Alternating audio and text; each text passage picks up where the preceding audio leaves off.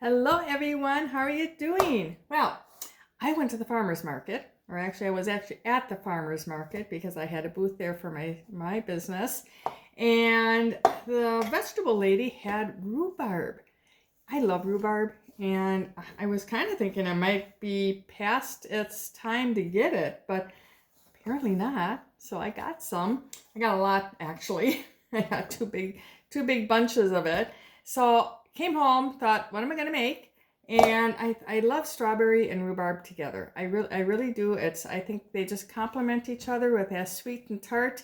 So got a couple recipes in my head. So I'm going to be making today. I am making the strawberry rhubarb scones, and then I think I'm gonna just make a plain, old-fashioned strawberry rhubarb crisp. I'm not sure when I'm going to get that recipe up, but hopefully I get that up in the next day or two. I just have to stay home to get that done. Just got back from Colorado. Went to visit my son and had a wonderful time. It's always good to be in that area. I love Colorado. I love the area that he's in. It's just so pretty. And got to meet some of my followers on this page. So that was exciting and fun and challenging. So it really was. Trying to cook in a rental kitchen with limited supplies and pans that were like this big to cook lasagna noodles and lasagna meat sauce, and I did what I could. So I think everybody enjoyed it, though. It was just fun to get together. So back to our scones. I already have the almond flour in here and a half a cup of oat flour. Now, if you don't have oat flour, you can buy it in the store. But really, a cheap way of making it is just take your oatmeal. I just buy the old-fashioned oats in the box, and I put it in my blender until they get into like flour. And that's how I make my oat flour. And a lot cheaper than if you were going to just go buy oat flour, because they charge an arm and a leg for some of these specialty flours. So if you can make your own, I try to. So I have a half a cup of oat flour in here and 1 cup of almond flour. And then I'm also going to be putting in a half a cup of my potato starch. Now there's a couple different ingredients you could use here if you don't have potato starch. Make sure what I said here, half a cup, yep. You could also use arrowroot starch. That's a thickener, a gluten-free thickener. You could also use tapioca starch. That would work. So there's a couple different options there. I like the potato starch. It doesn't add a potato flavor to this at all, but it's a nice thickener. And so that's kind of what I'm using in this.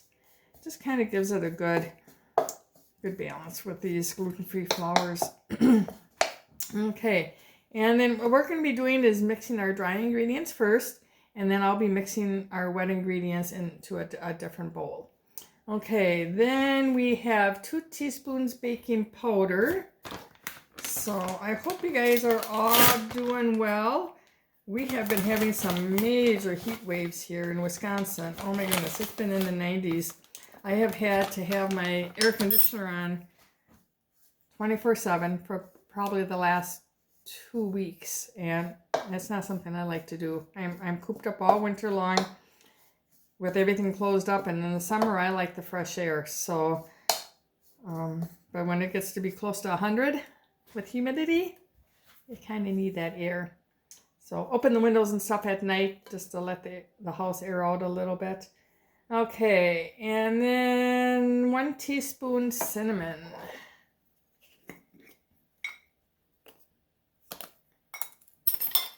See if I can get this in. I didn't think that was going to fit in there, but we get a little bit extra cinnamon in there. It never hurt anybody, right?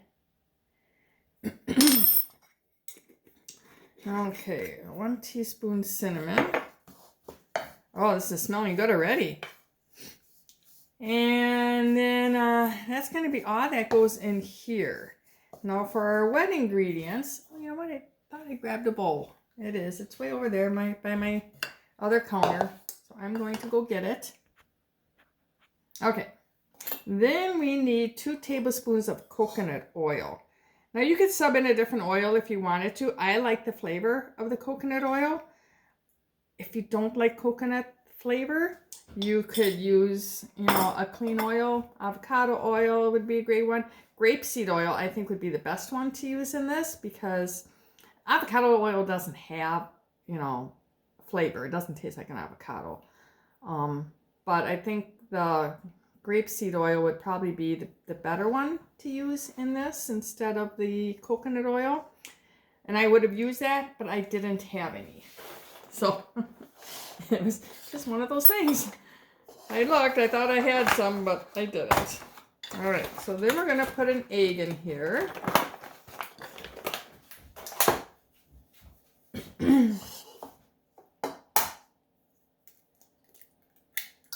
Normally I like to crack my eggs separate into a different bowl, but I just didn't have anything here. And then we are going to do 1/3 cup almond milk. Boy, I've been spoiled. I usually make my own almond milk. And my appliance, my juicer that I use to make that, the part of it broke the other day. I went to make some and it wasn't working right. So I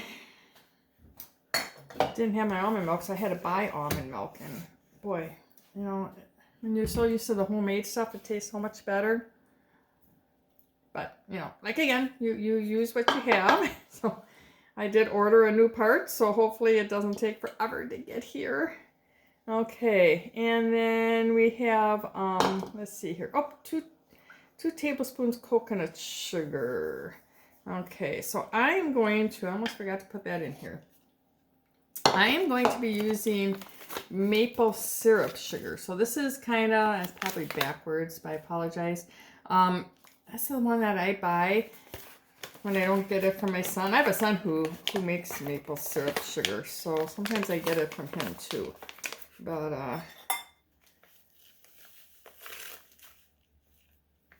it does get a little clumpy, so I just kind of like to break that up a little bit before I add it to my ingredients. But it's just like a very fine, brown sugar. Now, if you can't find this, you can definitely use coconut sugar.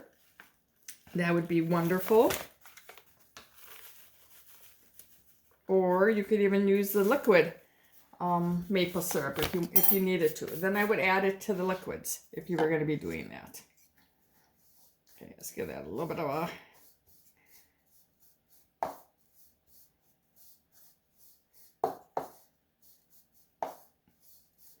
Okay, now these aren't going to be real sweet scones. They're more on the, I would say that, I don't want to say tart, but more on the savory type, maybe. Just because of the fact that I'm not putting a lot of sugar in here. All right, so let's get our ingredients cut up here. And I like to use equal amounts of rhubarb and strawberry. I just think it gives it a good balance that way. And I like to make sure that, this is kind of where I'm kind of fussy with my knife cuts. I like to make sure that my strawberries and my rhubarb are usually cut about the same size, only so that they cook evenly. I do that with my crisps too. I make sure everything is cut pretty uniformly, and I don't peel my rhubarb. I know you can. I know you can strip the skin off of it. I don't do that. Why do that? All right. So I want maybe about, I'm going to do about a 1/2 cup of total. So we're going to, okay, it's a little bit more than 1/4, but that's okay. Put that in there. And then we'll do 1/4 cup of our strawberries. Wow, I went to, and I know that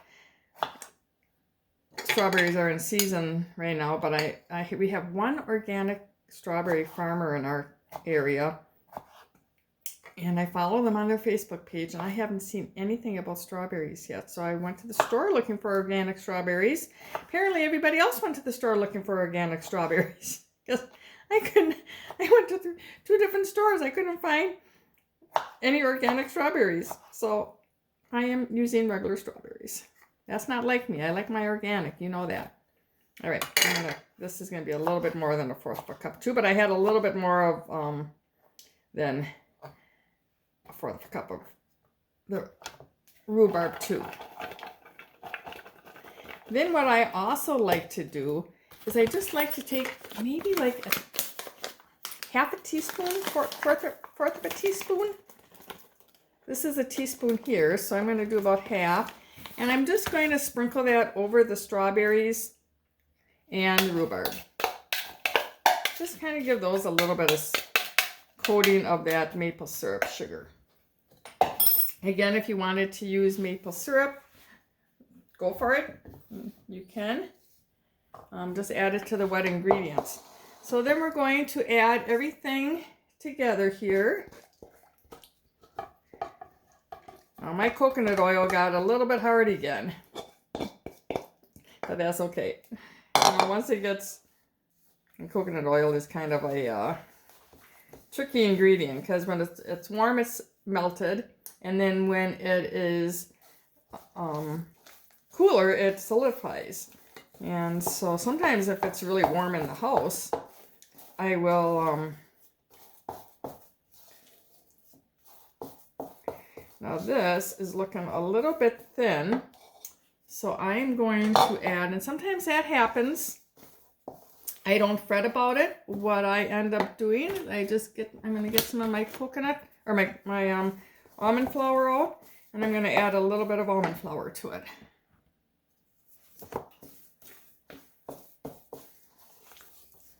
Sometimes you gotta let it sit for a little while too with these gluten-free flours. You just, once they absorb all that liquid, it'll get thicker too. So I'm just gonna give it a little bit of a time to rest, especially with that potato starch in there.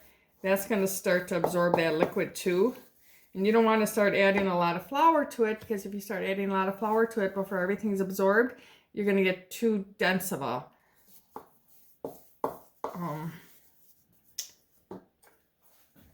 batter. So I am going to, this is about 2 tablespoons of my almond flour, and that's looking a lot better. Much better. Okay, then I'm going to add my fruit into there. So that goes into my, and you know what else I'm going to add in? Last minute I decided to maybe put maybe a tablespoon of just shredded coconut in there. I love coconut. I don't need a lot of it, but I do like it. All right, this is looking good.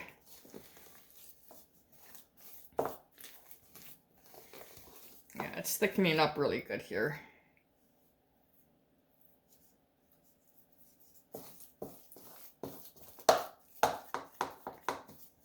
Checking to see if I'm going to want to, I don't think so.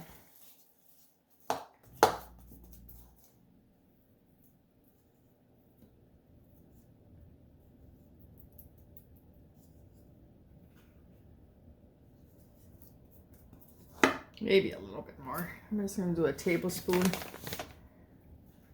So you just got to kind of play around with this.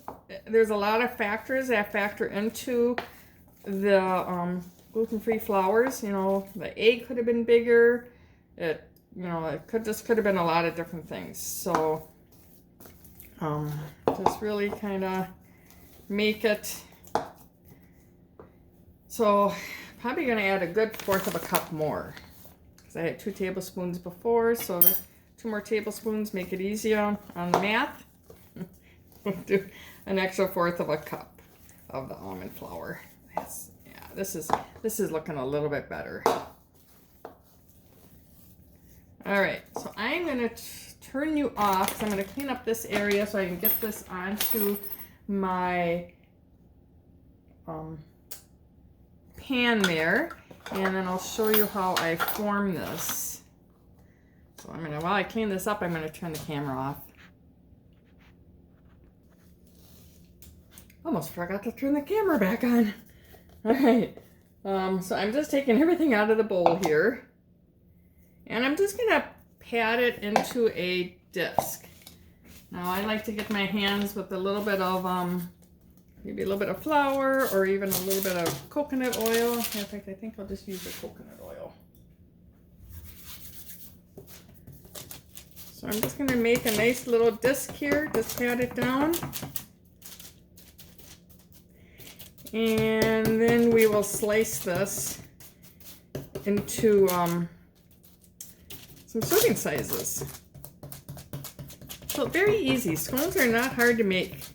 They're very just like a muffin, or you know, just not very difficult. All right, I'm gonna go wash my hands.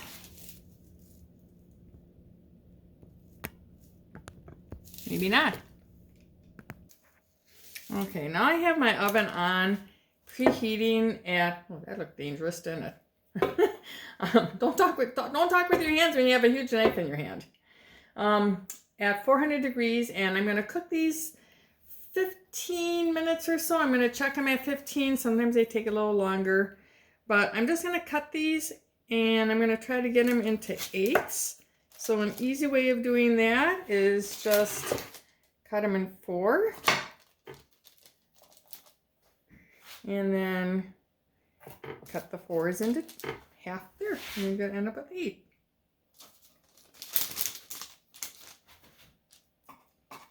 Now you will probably have to recut these when they are done baking, just because they could bake together again. But this gives you a good eyeball, and it's a good pre-cut. So there, doesn't that look good? Now I'm going to put a little bit of maple syrup, sugar on top of this. You could use coconut sugar too, which actually I think I'm going to do. So I like that for that better.